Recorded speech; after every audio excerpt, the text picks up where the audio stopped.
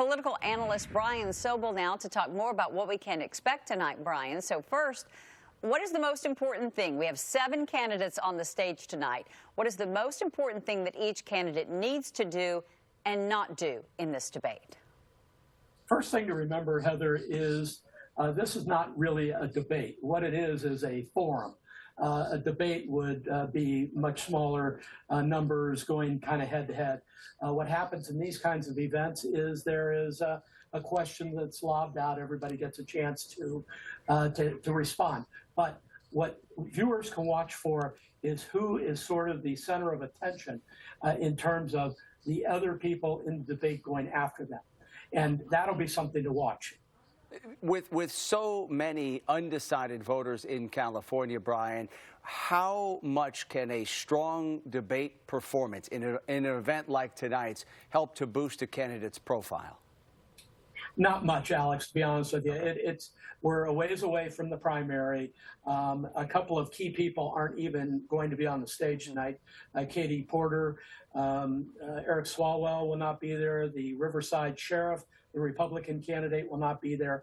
But we'll get a flavor. We'll get a flavor for what the candidates are thinking about. I think you may get a couple of dust-ups. We'll see. And I think they'll start to articulate where they're coming from. I'm going to be curious how, as an example, Tom Steyer is dealt with. You know, he's been all over the airwaves, and some of his opponents are probably kind of tired of seeing him and may want to go after him a little bit. Yeah, so how do these candidates differentiate themselves tonight? They're all candidates with interesting backgrounds. And I think what they have to do tonight is to put their best foot forward and say, hey, here's the reason why I am a leading candidate.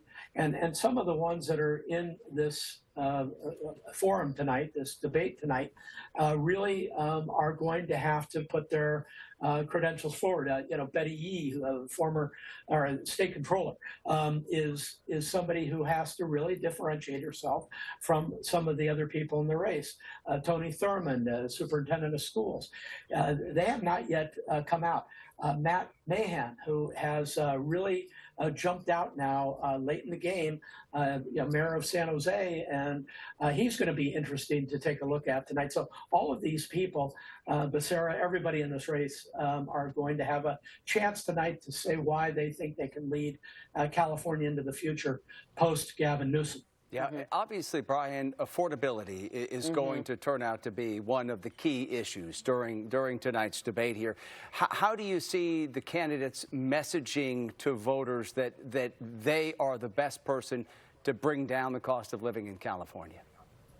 Well, I think you're going to hear different talks by each of them. I mean, we know that Tom Steyer has been on the airwaves a lot talking about affordability, but some of these other candidates will also have the opportunity to articulate what they think affordable California looks like. And it's not just housing, it's gas prices, it's all these other issues that lead to California being a very, very expensive state to live in.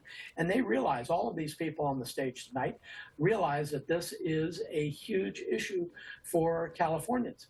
And you're going to have the Republicans saying that this is a Democrat problem, and you know I'm here to talk about how a Republican governor would change things. So you're going to have a good mix.